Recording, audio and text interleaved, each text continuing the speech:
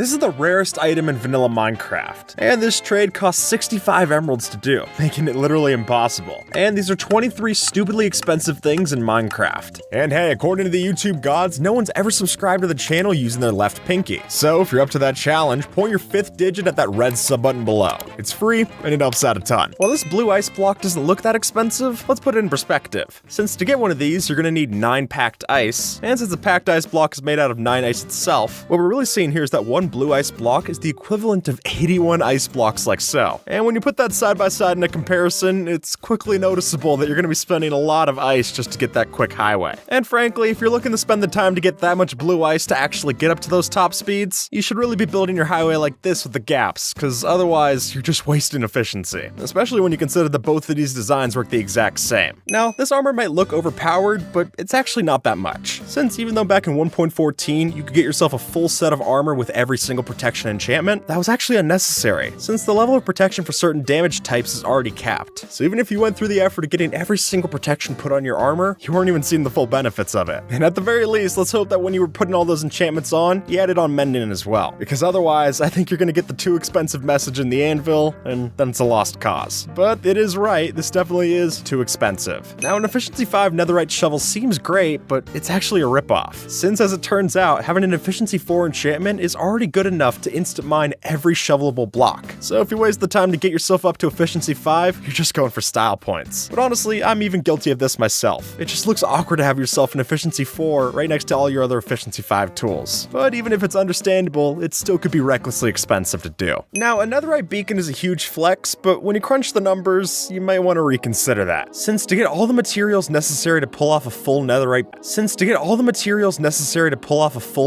beacon, you would need 5,904 netherite scraps, which sure enough means you're gonna have to find 5,904 ancient debris blocks, and I just can't account for that kind of luck. So if you're Wadsy and want to do this for a thumbnail, that's completely fine, but for a regular person like you and me, I don't think that's gonna cut it. But hey, at least it's more blast resistant than a regular beacon. That's gotta account for something, but not the amount of time that it would take to find 5,904 netherite scrap. And when it finally comes time for you to activate that netherite beacon, the cost can only get higher. Since while most of us would choose to activate this with iron or gold, clearly those aren't the only ways to do it. Really, if you're spending a netherite ingot or a diamond to get one of these powered up, better make sure that you have someone watching, because otherwise you're just spending money for no one's benefit. And what's even sadder is that this isn't even the most expensive thing we can do with beacons, and we'll see that later in the video. Villager trades can be a ripoff, but this one quite literally is. Since in the past there used to be a glitch where old villagers could sometimes require more than 64 emeralds for a trade. And not only is it expensive, but it's also impossible, since you can only put up a stack of emeralds in the item slot. But nowadays, if you try to recreate this glitch, it doesn't work the same way. Since even though we have this villager in the map set with a price of 70 emeralds, the game will always auto-discount it to a price of 64, which is still not cheap, but at least it's affordable, in theory. With the 1.19 update, we've got ourselves the new Recovery Compass item. And if you're able to track down the Echo Shards necessary to make one of these, it seems like a pretty useful item to have, unless you're inside of hardcore mode. Since obviously if you die here, there's no need to get pointed back to your last death, since at that point, the world's deleted and you can just move on. Odd as it may seem, this is actually the rarest block in Minecraft. And probably why that seems so odd is because it's actually pretty pointless. But in fact, since Gilded Blackstone can only generate as a part of Bastion remnants, and usually underneath their Bastion chests, this Golden Blackstone is actually rarer than the Ancient Debris, since that can generate anywhere. And really, when the most that you can get from this is just a handful of golden nuggets when you mine it with a pickaxe, it really makes you question whether it's worth it or not. I mean, you can't even smelt it like nether gold ore to get yourself an ingot. That's how much of a ripoff this is. So is it expensive? Yes, but there's so little underlying value here that I wouldn't consider trying to get some. And speaking of showing off next to your nether portal, what you might notice is that only big spenders are building their nether portals with the 4 corners, since, as we all know, it's unnecessary.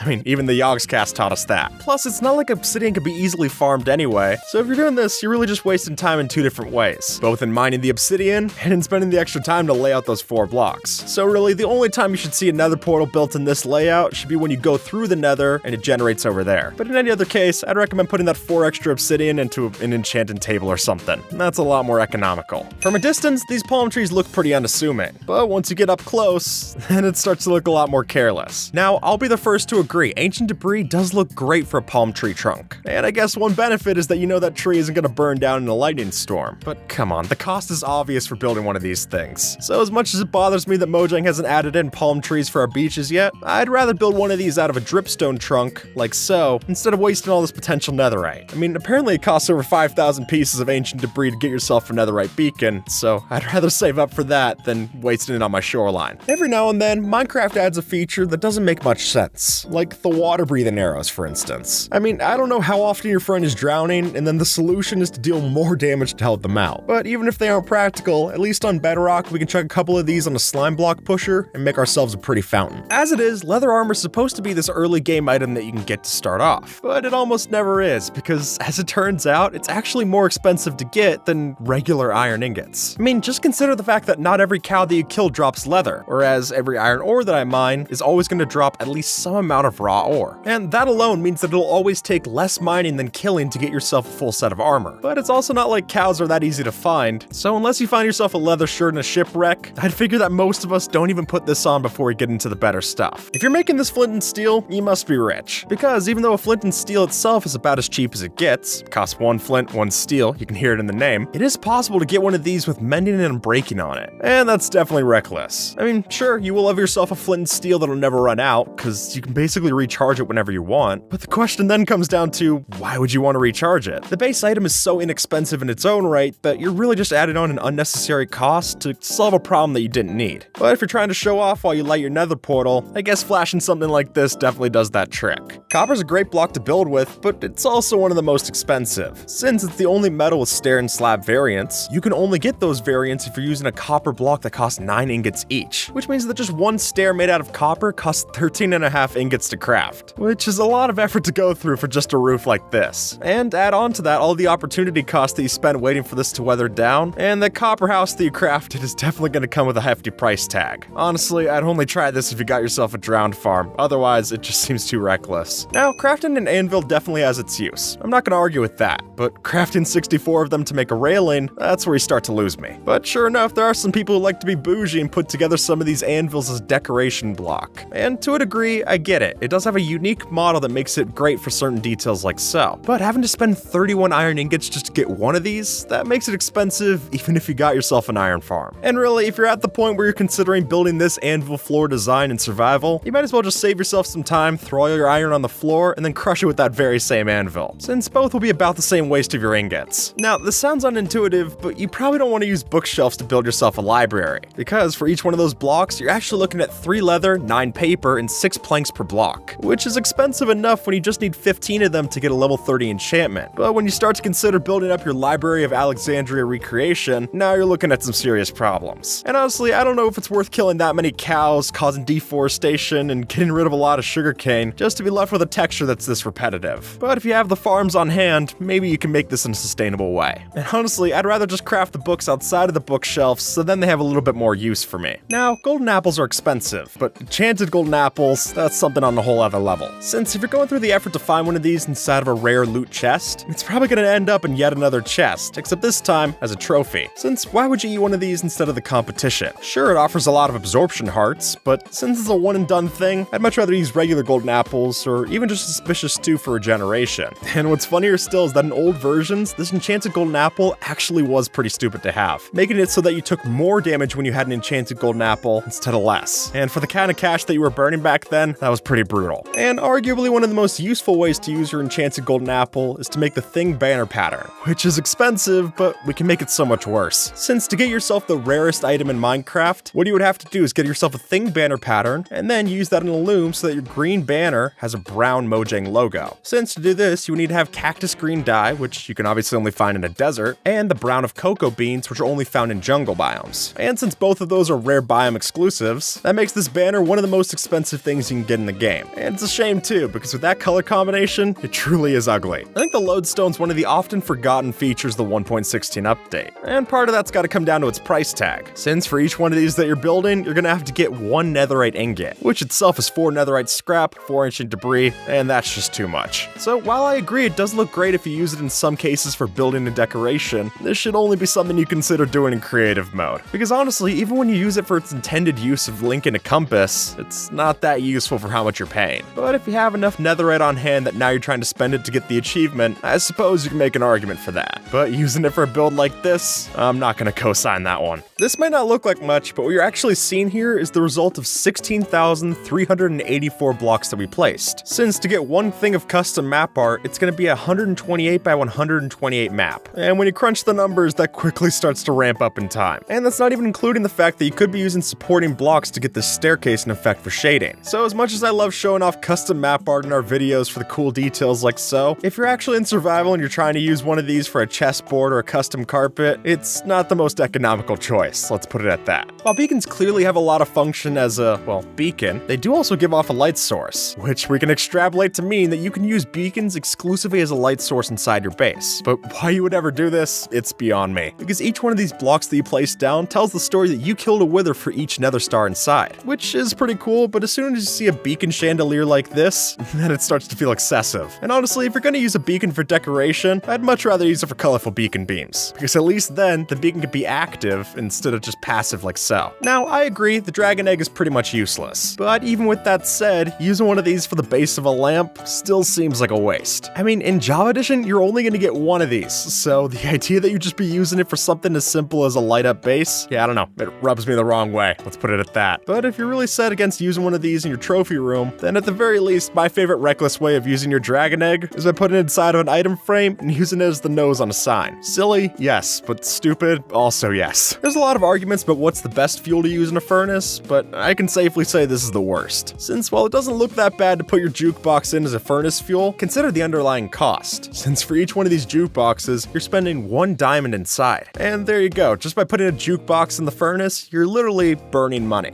And I doubt you can recoup that cost by selling whatever steak you cooked in that furnace. Honestly, I think you'd have to pay me to eat a steak made out of diamonds instead of the other way around. And honestly, jukeboxes by themselves already feel like a rip-off. We don't need to add to that equation. If you're really looking to take your items for a spin, then there's really nothing that matches up to a honey block roundabout. The way it works is that items are dispensed in the back and then pushed around on the honey blocks in circles by the pistons. While it really just amounts to a pretty show, I've got no problems with that. It is kind of mesmerizing to watch. And it's worth noting for the sake of being thorough that even if all the items don't get collected at the front, then they still get picked up in the back and then funneled into the system. That little tidbit isn't going to make it any more practical, but it is worth noting because, hey, at least it's functional. So if you got a rumbly in your tumbly for all kinds of weird storage, then this is definitely the best you'll find in the entire 100-acre wood. With piglin bartering, gold farms are a very helpful thing to have on hand. And while we normally build these above the bedrock roof, some servers patch out that glitch. So why not just get thousands of blocks of obsidian and build an overworld gold farm? And while you do sacrifice some of the efficiency to pull this off, it is quite the feat to build inside your world, and it'll finally give a use to that obsidian farm you have, so that's something. But honestly, why would you want to do more work for less results? I've got no clue. Corralling animals in Minecraft is easier said than done. Let's just say the AI isn't a perfect system. And while crops should be the easy solution, not all of us have a farm on hand. So, for another solution, we could use a flint and steel. No joke, by lighting the mob on fire and placing a water source in the pen, you can bait them towards that spot to cool off. It does work, but it only takes the pig being a bit too slow before you're left with little more than a pork chop and a waste of time. Before you get into Elytra, it's not an easy task to cross the different void gaps between the islands in the end, though that painful problem actually has an enjoyable solution. You see, as Simply Sark pointed out in 2018, another alternative is mixing together Riptide, Slow Falling, and Ender Pearls, then you can launch yourself hundreds of blocks needed to cross. Which is fun, but only right until the point where you need to get back, and then it's a pain building the system again. So honestly, I'd much rather just fill up my inventory with stacks of cobblestone or something. At least then, the bridges that I make would be reusable, unlike this where it's one and done. Staircases are a staple in a Minecraft house, and they're also very customizable. Some are fancy, some are straightforward, some go up to build limit, and this one's just long. Or, more specifically, one of the longest staircases currently possible in vanilla Minecraft. If you thought snow layer staircases were slow, then this puts that all to shame. And really, for the effort to set all of this up, only to climb one block,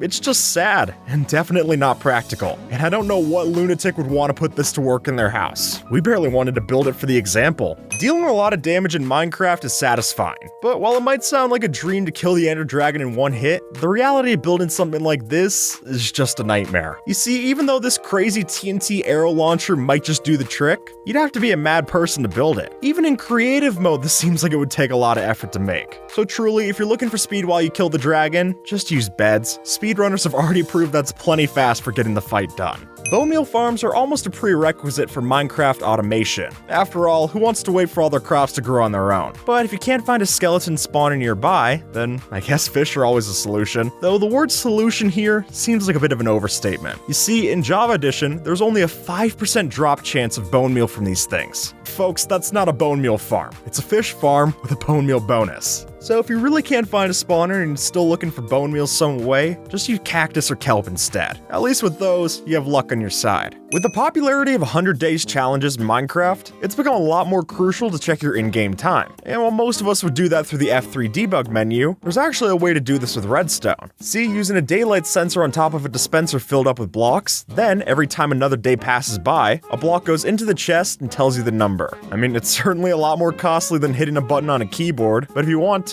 it's worth a shot. When you're smelting things in a furnace, you don't always have to be standing there to watch it all get done. So to know when it's time to sub in a new item to smelt, you could make this system that plays a little tune every time that the furnace finishes cooking. Which, I mean, does work and it's a nice little detail, but really, just use a hopper and then you can have all of this super smelter system work without any of the hassle for you. And look, in all honesty, I actually like this redstone system. That's why we've shown it off in the past. But does it pass the practicality test? Not exactly. Say you come across some diamonds while mining, but you don't have a way to get across the lava lake. Well, no worries, because you happen to have all 244 mineral blocks necessary to make a full Jump Boost 2 beacon. And after setting that up, and the proper skylight to make the beacon work, you power it on and jump across with newfound strength to the other side. Yeah, it's a common occurrence, I know. And while it does work in execution, the theory has so many holes in it that I really don't see this as much more than a what-if scenario. Throwing items on the floor is a pretty shoddy way of storing them. I mean, after all, they are going to despawn in 5 minutes, and I don't think anyone wants that to happen to their netherite pickaxe. That is, unless you build a system like this. The way that this works is that we have one junk item getting pushed onto a pressure plate and then the other one that we have being demonstrated out front, which means that as soon as the dirt despawns, the pressure plate gets untriggered and then the diamond is able to be sucked back in. That way, the valuable item that we're showcasing never actually despawns, it just keeps getting cycled through hoppers and droppers. Honestly, I don't know why you'd use this over an item frame, but sure enough, if you want to show off your item in a trophy case, this is a pretty bougie way of doing it. Anyone who's ever come across a silverfish spawner knows that these suckers love to crawl inside of blocks. And while most of the time that's just a pain to deal with, strange as it may seem, we can actually use it for mining. Yeah, no joke, all you gotta do is anger one of them, and that'll cause the rest of them to break out of their blocks and join in. Meaning, essentially, we can dig a hole without a pickaxe. But in practice, it's just ridiculous. So even though it works, the cost to your sanity to pull this off might be too high to pay.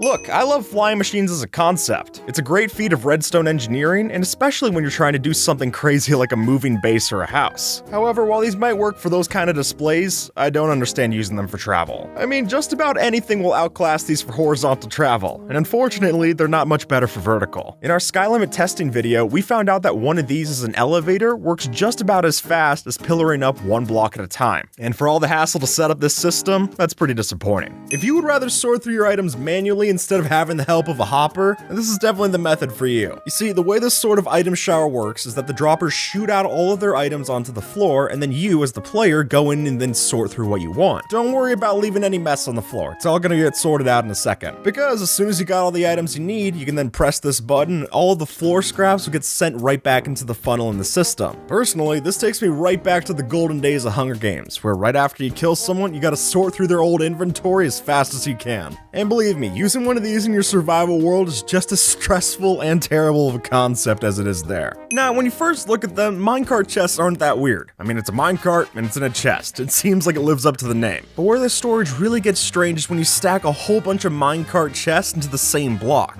As it goes, since these things are actually entities instead of blocks, you can stack up a whole bunch of them on top of one hopper. Meaning if you've got a way to put items in and retrieve them out, then you've got one of the most compact mass storage systems in the game. For my money, I can say this is a pretty nifty way to store all the items that you get from a farm. And it definitely looks a lot nicer than those huge storage silos you have to build. Just make sure your computer can handle all the new entities getting loaded in. They can get laggy real fast. Emeralds are the quintessential Minecraft currency, and while there are plenty of ways to get your hands on the green stuff, this one might be the lamest. The truth is, folks, if you want a slow burn emerald farm, then foxes are your prime choice. Every now and then, these things will snag an emerald for you, which you can then replace to them with a food item. It's simple to set up, that's for sure, but it's also remarkably tedious. Which, call me crazy, but something tells me this isn't your next ticket to a full emerald beacon. You might need to look elsewhere for that. In most of our worlds, item frames just function as a decoration. I mean, they're even labeled as such, even Mojang agrees. But that's selling them kind of short, because if we actually use these as storage, they do function as such. The way that you would have this works by having a dispenser shoot out an arrow at the item that you want to retrieve, and then have it funnel back to you. Or if you want to be a little more precise about it, then you could just use your own bow and arrow to shoot it off the wall. To me, this reminds me of those old corny carnival games that we used to play, and personally, I like being able to shoot my tools off the wall at a moment's notice. The only problem is it's not that fun of a system to set back up.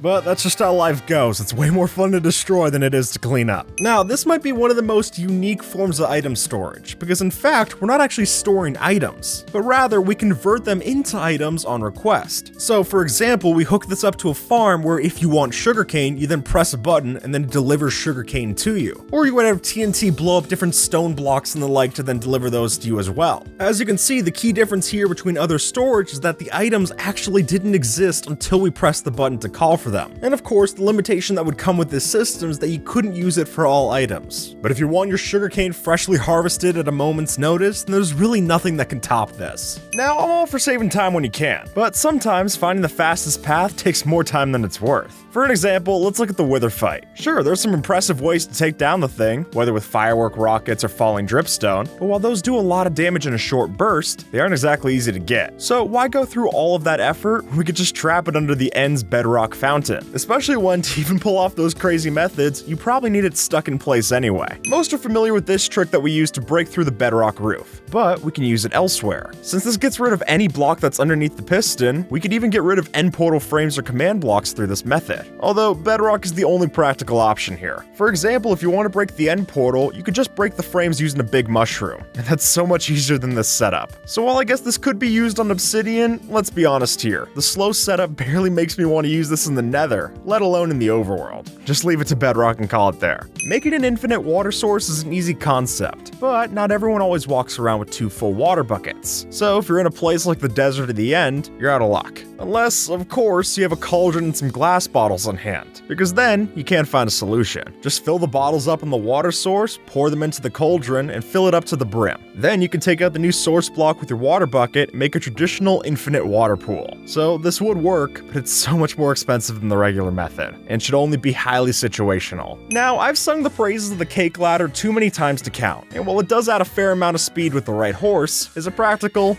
No, not at all. The amount of cake that you need to make for this thing should be illegal. It definitely feels like a crime laying it all out on the crafting table. And then to not only have your cake, but then eat it too, that makes this build more of a fantasy than anything. But it's a fantasy that I'll still happily use, in creative mode. While riding into battle on horseback sounds great, Minecraft doesn't always make it that fun. Say, for example, you wanted to go through the effort and make yourself the perfect horse for travel. But starting off, it's not even the fastest method, and also, you don't get a clear stat readout for each horse, so you're gonna have to test them and compare yourself. And after putting in all that effort into both the breeding and the math to get the perfect stud steed, you're still pretty limited by most standards. So just stick to an elytra or an ice boat. Those are a lot easier to tame. If you're trying to get down from a mountain without a water bucket on hand, then there might be another avenue for you to choose, which is that if for some reason you're lacking a bucket but brought along TNT, then that's enough to do the trick for safe landing. Since they're instantly broken with a fist, you can break one and then place the other from your inventory without ever skipping a beat, which I'll admit is fun to pull off as a party trick. But all it takes is one wrong move or a Blazes fireball in the nether to turn this whole thing belly up. So just stick to water and hay bales. Swords are great for taking out different mobs, but when you get low on durability, the pressure is sure to set in. So if you don't want to worry about that, dragging around a bunch of Iron Golem bodyguards can also do the trick. And while I love how silly it is to bring around an Iron Golem posse to do your dirty work, all it takes is one creeper to roll around and the fun will end there. And honestly, for the 36 iron it takes to craft one of these things, I'd rather just make a sword and armor and do the job myself. Frostwalker isn't the most necessary of Minecraft enchantments, so if you've already got a pair, then the answer might be to give it to a villager instead. No joke, by using a dispenser you can give it to a villager and then tuck them in a pack of mobs to easily move the horde across the ocean, which winds up being a lot easier than doing 19 trips in a boat. Every now and then, you've got to break the laws of physics, and while Minecraft doesn't exactly abide by gravity, that doesn't mean we can't break its own rules too. And one of my favorite ways to do that might just be these so-called illegal water and lava source blocks. After laying out the proper arrangement of sticky pistons and redstone, we can just about glitch out the game. And then, even after removing the surrounding blocks, blocks, we can still interact with these as normal source blocks. So if you're looking for a floating art piece to put in your base, this might do the trick. Now, saving yourself from a fall with a water bucket is nothing new. And if you ask me, it's been done to death. So how about we try to get a bit more creative for our MLG save and turn to potions instead? No joke, using something like a slow falling potion, we're capable to make a safe landing from a dangerous fall. And to pull this off, the technique isn't too different from what it is for the water bucket, since it all hinges on pressing right click at the right time. And if you do that, your legs will thank you. Chainmail is a cool concept, but it doesn't serve much of a gameplay function, and it's definitely not worth using over that iron set that you're already wearing. But if you have a helmet from a zombie's rare drop, let's use it before you lose it. And if you put one of these on an armor stand like so, it makes a nifty RGB keyboard for your next house's desk. Now, lecterns are not something you need to craft in bulk, but if you happen to misclick in a crafting grid, don't sweat it. Here's the solution. Since these share the same bottom texture as the oak planks, we can make something of a rotated pattern in your roof, which I'll admit is a lot better than leaving these lying in a chest. The way that Minecraft is, it's really easy to build a pillar, but really awkward to build downwards. And without a water source to cling to, most of us might think that such a thing is impossible, but that's just not true. If we just so happen to have 2 trapdoors on hand, then we can use this crawl technique like so to slowly maneuver ourselves down the path. Is it tedious? Absolutely. But the fact still remains that if you need to build downwards in a pinch, this might be your best bet. Bats are notorious for not doing much, and while they can help to find caves, there's not much use for these on the surface. That is, until we add in an invisibility potion. As others have pointed out, these little flying rats can become something to ghosts when they're invisible, letting us get both the flying particle effects and the spooky sounds for your haunted house build. So Mojang has gone on the record against adding in vertical slabs, which has spawned its fair share of debates. And while I'm not trying to argue either side, I will mention that, for what it's worth, it is a little possible right now. See, through the help of walls and TNT, it's possible to glitch out the block's connectivity and leave a vertical slab floating like so. Now, it's not easy enough to do to justify putting a bunch of these in your build, but it is a cool way to break Mojang's rules. And if you ask me, it's worth doing just for that. Before you get mending on your Elytra,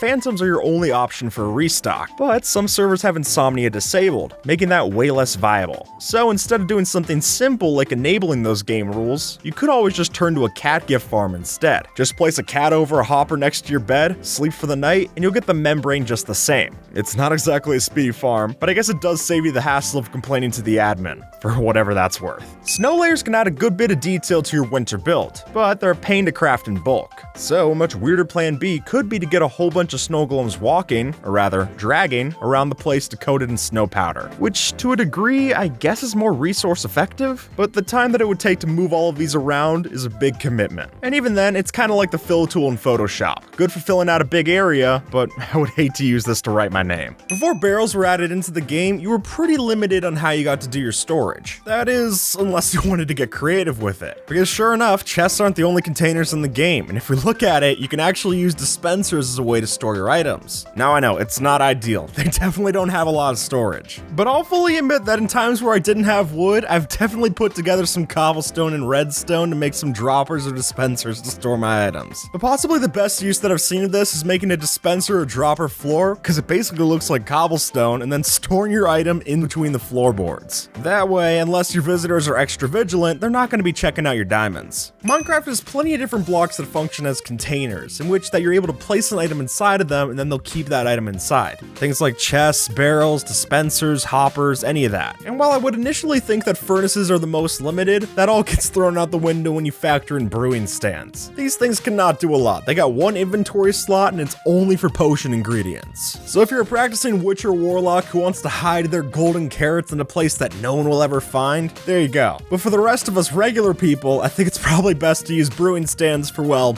brewing. They're much better sorted for that job. Normal hostile mobs do not mix well with water. So sure, that means that you could spawn-proof your base using water instead of torches. But let's compare the two. One of them offers light and provides a warm, safe atmosphere, while the other makes it wet, a pain to walk through, and doesn't exactly mix nice with your redstone or decorations. And really, the only reason I would want to do this is for a Riptide Trident to use wherever I go.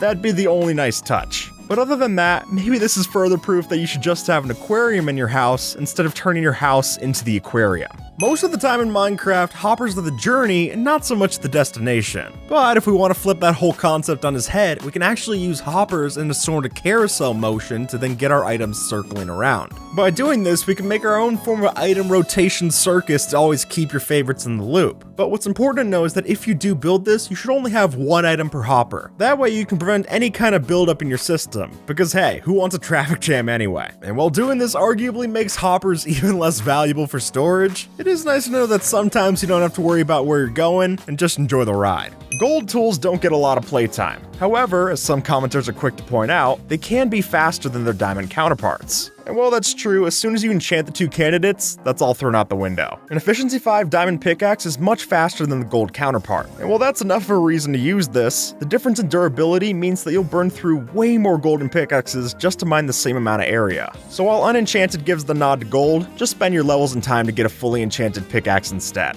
Look, I'm a fan of getting the best bang for your buck, but at some point, we gotta ask if it's worth it. Take this regeneration beacon for example. Now, the way that it is, you don't get the full regeneration from this thing after a while of being activated, which is too bad, but we could fix it with a system to deactivate and reactivate the thing repeatedly. And I get that that would help you to regain your life slightly faster, but I imagine any time that you save was already wasted on building this thing in the first place. Piston doors look great, but they can be frustrating to set up. And sometimes you might just want to blow it all up and start from scratch. So why not make that a feature? If you're crazy enough to piece together a cobblestone generator wall, then you can use a TNT button system to bust through and use it as a door. Sure, this still uses pistons, but it's a lot more of a spectacle, to say the least. Just make sure you don't step too close, otherwise this will double as a defense system. If you're into redstone, or maybe you just want a bunch of leads, then a slime farm is on your to-do list. But if you're playing on peaceful mode, then it would seem that you're out of luck. That is, until you manage to capture a few hundred pandas. You see, these mobs, even in peaceful, will occasionally sneeze out a slime ball, giving you somewhat of a farm. But don't get it twisted, this method is painfully slow. So if you really want to build this, enjoy the 2 or 3 slime balls you might get in your entire lifetime, because that's about it. You ever get tired of placing your own pumpkins? Yeah, I don't either. But any person really looking to automate their pumpkin placing process, I guess this does do the trick. With 2 snow blocks out of reach from the dispenser, it'll still try to place the pumpkin for a snow golem, even if it wouldn't make one. And then, there you have it, an automatic pumpkin placing machine, which I guess is functional, but I do not understand the point of using this trick.